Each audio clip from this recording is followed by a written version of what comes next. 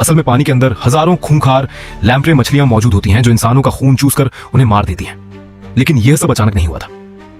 कुछ समय पहले एक मजदूर ड्रेनेज पाइपलाइन की जांच कर रहा था, तभी उसे पानी में एक अजीब सी मछली दिखाई देती है।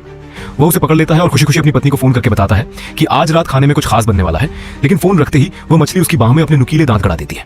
होता कि उसके जाते ही सैकड़ों लैम्प्रे बांध के रास्ते नीचे की तरफ फैलने लगती हैं और अब उनका अगला निशाना बनने वाले हैं शहर में घूमने आए मासूम पर्यटक। मेयर की चेतावनी को नजरअंदाज करने की कीमत अब पूरे शहर को चुकानी पड़ने वाली थी। बांध के रास्ते सैकड़ों खूंखार लैम्प्रे नीचे की ओर पहुंच चुके थे, जबकि दूसरी तरफ झील में बड़ी संख्या में पर्यटक मस्ती कर रहे थे। किसी को भी अंदाजा नहीं था कि मौत उनके घटना के बाद पार्कर और उसके साथी विल को यकीन हो जाता है कि ये सामान्य लैम्प्रे नहीं है। उनका मानना था कि किसी कारण से ये मछलियां म्यूटेट होकर बेहद आक्रामक बन चुकी हैं। सच्चाई पता लगाने के लिए एक पुलिस अधिकारी को झील के पास निगरानी पर भेजा जाता है, लेकिन वह खतरे को गंभीरता से नहीं लेता। वह शरीर हिल रहा है। अगले ही पल उसके पेट को फाड़कर एक लैम्प्रे बाहर निकल आती है। डॉक्टर घबरा जाता है, लेकिन उसके बाद और भी कई लैम्प्रे शव के अंदर से निकलकर उस पर टूट पड़ती हैं। कुछ ही मिनटों में वह भी उनकी शिकार बन जाता है।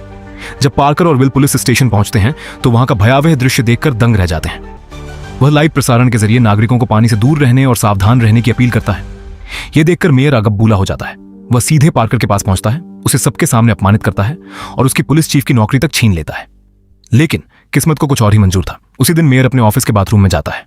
उसे बिल्कुल अंदाजा नहीं होता कि लैम्प कुछ समय बाद पार्कर की बेटी और उसका बॉयफ्रेंड उसी पूल के पास पहुंचते हैं। दोनों जैसे ही पानी की ओर देखते हैं, उनकी रूह कांप जाती है। पानी में युवती की लाश तैर रही होती है और उसके मुंह से एक लैम्प्रे बाहर निकल रही होती है। तभी पूल के अंदर और भी कई लैम्प्रे दिखाई देने लगती हैं जो शव को नोच रही होती हैं। दोनों तुरंत वहां से भागते हैं और पार्कर के घर की तरफ दौड़ पड़ते हैं। लेकिन खतरा अब हर जगह फैल चुका था। उसी समय पार्कर का छोटा बेटा घर में अकेला होता है।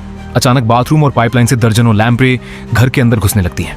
लड़का घबराकर ऊपर बने एक छोटे स्टोर रूम में छिप जाता है और दरवाजा बंद कर लेता है। उधर पूरे शहर में अराजकता फैल जाती है। सीवर, नालियों, पाइपों और पानी के हर स्रोत से लैम्प्रे निकल कर लोगों पर हमला कर रही होती हैं। सड़कों पर चीख पुकार मची होती है और पूरा शहर एक डरनी घर से बाहर निकलती है और पास के इलाके में उसे केवल कुछ क्षत विक्षत लाशें दिखाई देती हैं। तभी लैम्प्रे का एक बड़ा झुंड उसकी तरफ बढ़ने लगता है।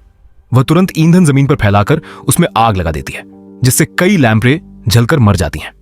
दूसरी ओर घर के पास वह एक लॉन मोवर उठा लेती है और उससे लैम्प्रे को काटना शुरू कर देती है। कुछ देर बाद उसकी मां वापस पहुंचती है और दोनों मिलकर ईंधन से आग की एक दीवार बना देती है, जिससे लैम्प्रे कुछ समय के लिए रुक जाती है। इसी दौरान पार्कर और विल भी घर पहुंच जाते हैं। उन्हें पता चलता है कि छोटा बेटा अभी भी स्टोर रूम में फंसा हुआ है। समस्या यह होती है कि घर के अंदर हर जगह लैम्प्रे फैली हुई हैं और सीधे अंदर जाना आत्महत्या के बराबर है। तभी पार्कर की बेटी का बॉयफ्रेंड वहां की गंध से आकर्षित होती है। वह फैसला करता है कि इसी कमजोरी का इस्तेमाल करके सभी लैम्प्रे को एक ही जगह इकट्ठा किया जाएगा। इसके बाद पार्कर, विल और बाकी लोग मरी हुई लैम्प्रे के लीवर इकट्ठा करते हैं और उन्हें शहर के पास स्थित पावर स्टेशन में ले जाते हैं।